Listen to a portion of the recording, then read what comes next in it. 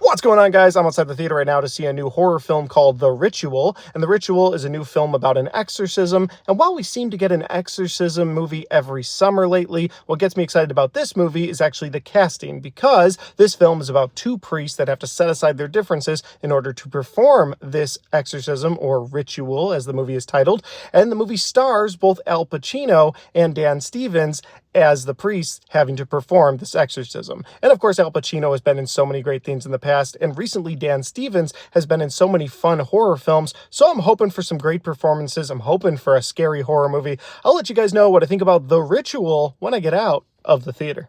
And so, guys, I have seen The Ritual, and while this does play out like you would think an exorcism movie would play out, it tries to do a few things different from other exorcism movies, and I appreciated that. For instance, instead of there being one big exorcism in the third act of this film, you pretty much get an exorcism for the whole movie. I mean, 10 to 15 minutes into this movie, it's confirmed this girl has some sort of demon inside of her, and they are trying to perform this exorcism, and they're performing an exorcism night after night. I don't know if that's more accurate. This is based off of a true story of a person who had an exorcism performed on them in 1928, and I don't know if that's how they performed the exorcisms. I don't know if Hollywood then took that and they're like, we're just going to do one big exorcism at the end. So I don't really know like what's true to life and what they did for this film, but again, that made it feel a little bit differently.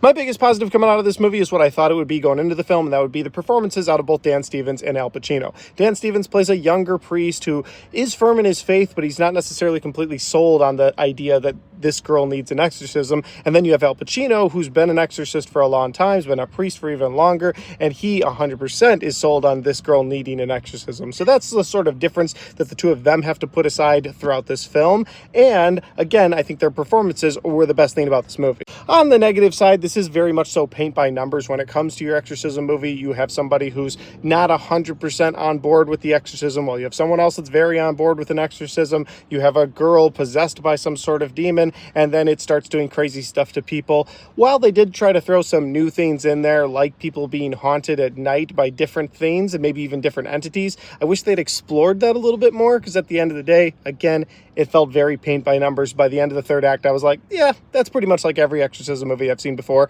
Would I recommend this movie? If you're a big horror fan, or you're just a big exorcism style movie fan, or genre movie, I should say, then yes, I think you should go check this movie out. Otherwise, I'd wait for this one on streaming.